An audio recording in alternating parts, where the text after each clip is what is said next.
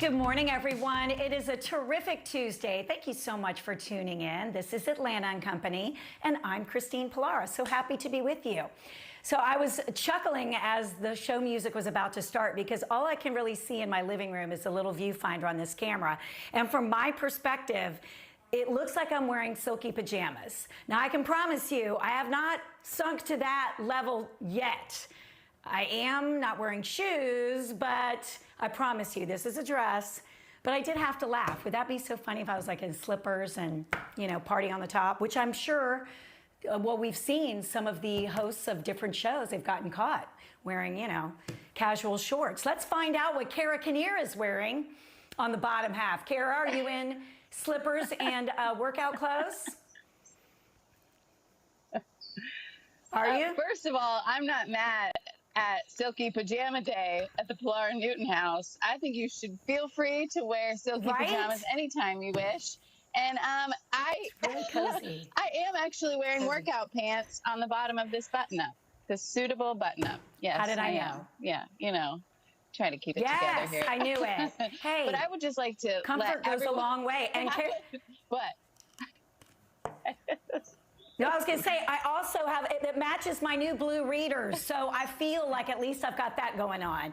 It may look like I'm in a smoking jacket, but I've got my readers, at least I'm color coordinated.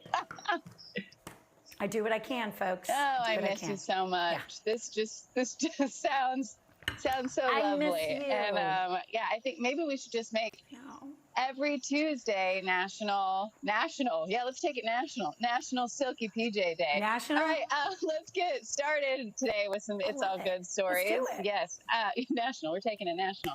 I love these first few because we are saluting essential workers and particularly nurses today. And we're going to start out with Christine and Patrick Hawkins, who have a few things to celebrate, and here's why. So they have been long serving our country, Christine in the Air Force and Patrick in the Navy. So they're no strangers to sacrifice and serving and helping others. But they got married in 2015, and shortly thereafter, they thought, what are we going to do now that our military service has ended? So they thought, we want to keep helping people. What better way to keep helping people than to go into a healthcare profession? And that profession that they chose was nursing. So they joined school together, and I love this so much. They both graduated with their degrees last Friday, and here's what they said. This is cute. They said, you know, it became kind of a competition to see who could be better, and I am happy to report, well, not happy, because I'm like Team Christine, even though I don't know her, but she was salutatorian, and Patrick was valedictorian. So both finishing at the top of their class, both finishing with nursing degrees, and they will continue to keep serving others and helping their communities, just people who have dedicated their life to service. So we thank you very, very much, Patrick and Christine. Celebrate your newfound degrees. That's so great. And all the hard work I'm sure you put in. I love that. Oh my gosh, yes. Valedictorian, salutatorian. And I gotta say, I think there's something kind of fun about, I don't know, a little bit of a competitive, you know, a healthy competition with your spouse. She was like, I'm gonna make an A+, okay? Like, and you know what? It just, hey, why not? Gives you that little edge. That's why I am gonna start learning how to play golf, so I can whip Jim out on the golf course. Okay? Not as noble as you being learn a nurse, how to play but golf, I'm going to try. And I like it. I said to Lee the other day, I was like, what if, like, when we started playing doubles tennis? And he looked at me like I was insane, because I do have a little bit of a competitive side. And he's like, I don't want any part of that on the court with you and perhaps somebody else we know. So, all right, we won't do that. Okay, let's get to the last story really quickly, because it's a phenomenal story.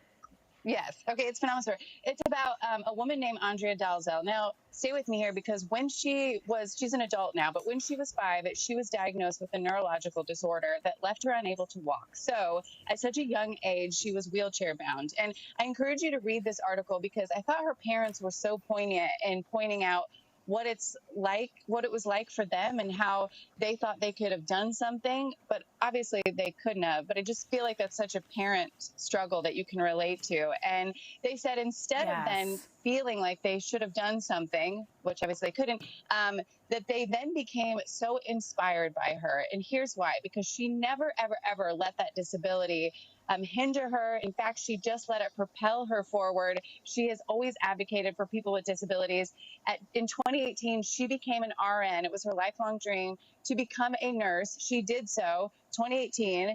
She's been helping Wow. people ever since. But here's another part of the perseverance that she shows. So just a few weeks ago, she was honored with the Craig H. Nielsen Foundation Award, which gave her, this is unprecedented, $1 million grant to use however she would like. And of course, in Andrea's spirit, she wants to help others with spinal cord injuries, and that is what this foundation does, is it recognizes people with spinal cord injuries that have made a difference. Yes. But she wants to use that to help other people get into the healthcare profession. Her Instagram handle is @TheSeatedNurse. I beg you to follow her because she's inspirational, she's divine, Yeah. and she's doing the most good. And Seated congratulations on your grant, my friend. Yes.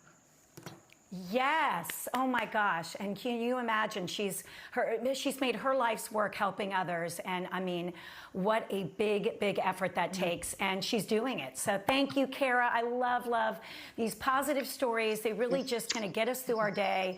And so many of us lately are just looking for that rainbow, the light at the end of the tunnel. And you always bring it each and every day. And guys, if you have a fun or interesting It's All Good story, please share it with us. All you have to do is go to facebook.com/ATL&Co or tweet us using that hashtag. It's all good. It certainly is.